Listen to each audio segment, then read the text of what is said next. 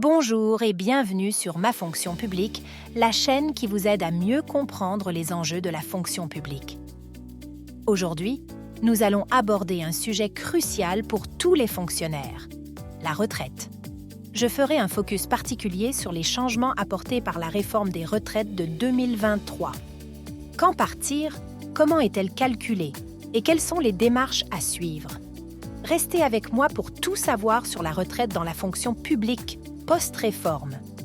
La réforme des retraites de 2023 a introduit plusieurs changements majeurs qui concernent tous les régimes, y compris celui de la fonction publique.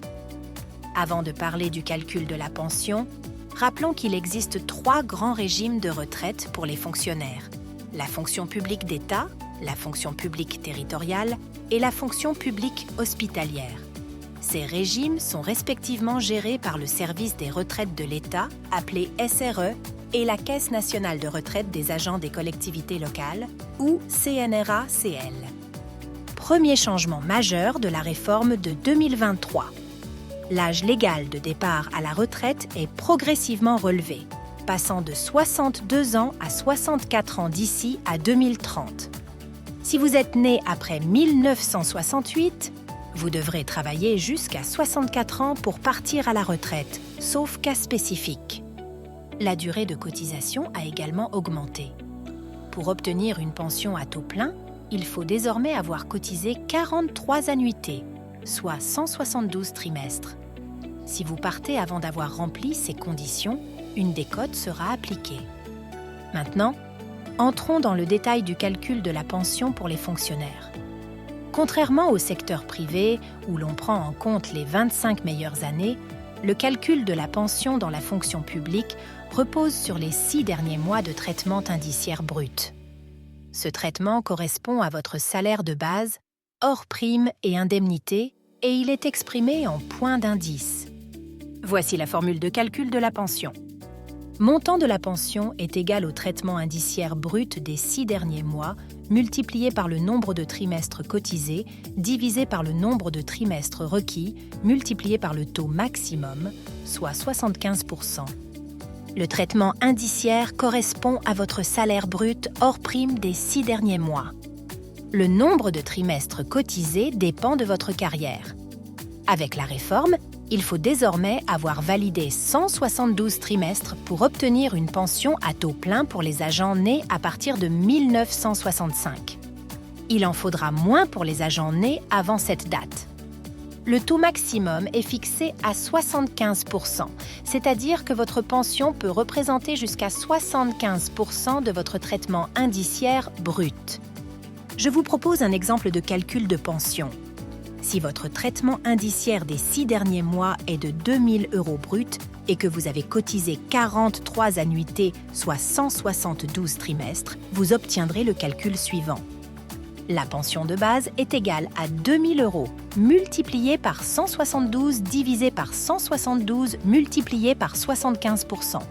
La pension est donc égale à 1 500 € brut par mois. Il est à noter que les primes que vous avez perçues durant votre carrière ne sont pas prises en compte dans ce calcul. Pour compenser cela, certains fonctionnaires bénéficient d'une retraite complémentaire via le régime additionnel de la fonction publique dite RAFP. La RAFP permet de prendre en compte une partie des primes et indemnités sous forme de points de retraite complémentaires. Concernant les fonctionnaires dits actifs, comme par exemple les policiers, infirmiers ou pompiers, ils bénéficient de conditions de départ spécifiques. Avant la réforme, ils pouvaient partir à 57 ans, mais avec la réforme, cet âge est repoussé à 59 ans. Leur pension est calculée de la même manière, mais ils bénéficient toujours de la possibilité de partir plus tôt en raison de la pénibilité de leur fonction. Si vous ne remplissez pas les conditions de trimestre nécessaires, une décote sera appliquée. Cela signifie que votre pension sera réduite d'un certain pourcentage pour chaque trimestre manquant. En revanche, si vous travaillez au-delà de l'âge légal et que vous dépassez le nombre de trimestres requis, une surcote sera appliquée, augmentant le montant de votre pension. La surcote est de 1,25% par trimestre supplémentaire au-delà de l'âge légal. Concernant les démarches, Il est essentiel de s'y prendre tôt. Il est recommandé de commencer les démarches au moins 6 mois avant votre date de départ souhaitée.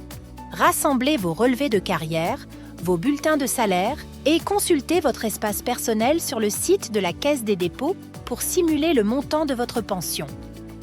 Vous pouvez également vous rendre sur l'assurance-retraite.fr pour connaître le montant estimatif de toutes les pensions des caisses auprès desquelles vous avez cotisé. Partir à la retraite dans la fonction publique offre des avantages importants, comme la stabilité des pensions. Mais il est important de bien préparer cette nouvelle étape de votre vie.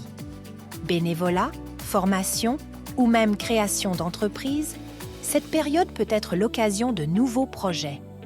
Enfin, pensez à bien suivre l'évolution de votre dossier de retraite pour ne pas avoir de mauvaises surprises à l'approche du départ.